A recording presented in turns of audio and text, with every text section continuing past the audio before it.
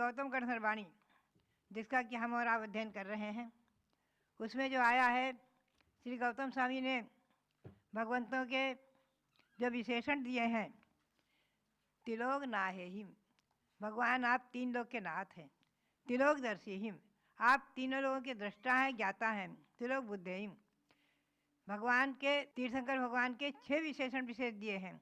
आप भगवान हैं, आप तीर्थकर्ता हैं, आप आदिकर हैं, आप तीन लोग के नाथ हैं और तीन लोग को जानने वाले, देखने वाले हैं। ऐसे आपके प्रति मैं श्रद्धा करता हूँ आपकी, और आपको ही प्राप्त करता हूँ। आपके चरणों में, आपके श्री चरणों की शरण लेता हूँ।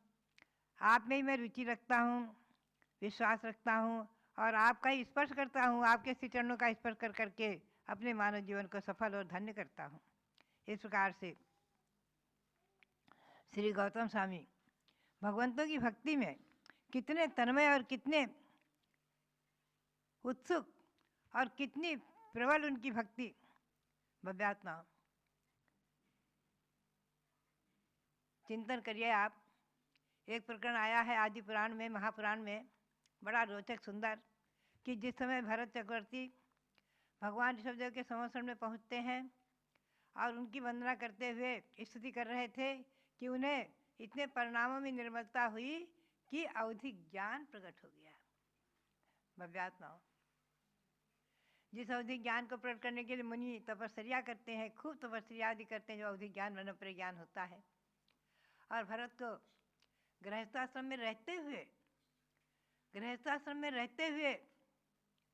96,000 रानियां हैं, इतने पुत्र पौत्र हैं, संख्यातों हजार पुत्र पुत्र हैं, पुत्रियां हैं।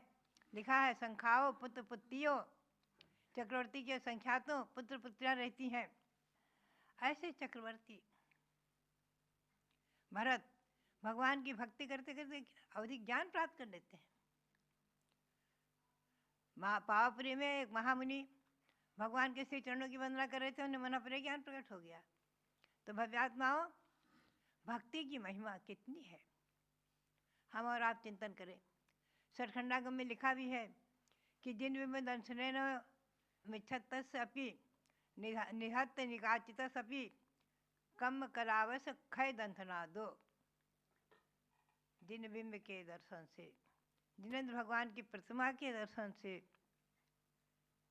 निधत और निकाचित, जिनको भोगे बिगर नहीं छोड़ा नष्ट किया जा सकता, ऐसे जो कर्म हैं, उन कर्मों का भी क्षय देखा जाता है, नाश होता हुआ देखा जाता है। अर्थात वो कर्म भी उसी समय निर्जीर्ण हो जाते हैं, झड़ जाते हैं, नष्ट हो जाते हैं। ऐसी महिमा है जिन दर्शन की। यदि निमिषार्धमपि कोऽपि करोति परमात्मनि अनुरागम अग्निकणिका यथा काष्ठगिरिम दहत्य शेषमपि पापम। श्री योगींद्र देव ने परमात्मा प्रकाश में बड़े सुंदर शब्दों में कहा है कि हे भगवान, निमिषार्ध पलक झपकने के जितना टाइम लगता है, उससे भी आधे समय,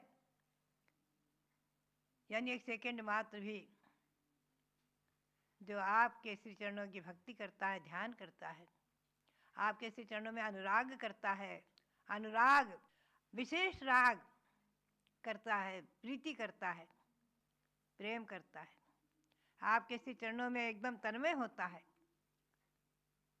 उसके अशेषों भी पापम, बहुत सारे पाप, असंख्यातों अनंत गुणा पाप, अनंत गुणा पाप नष्ट हो जाते हैं, झड़ जाते हैं, उसी क्षण नष्ट हो जाते हैं। जैसे कि अग्नि की एक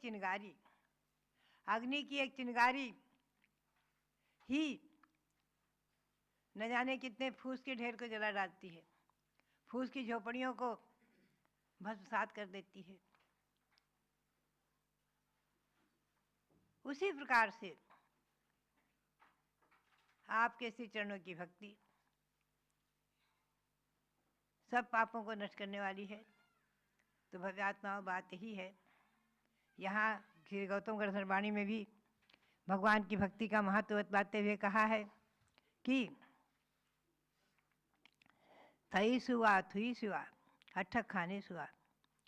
भगवान का स्तव, भगवान की स्तुति अर्थाख्यान, भगवान के जीवन का चरित्र वर्णन।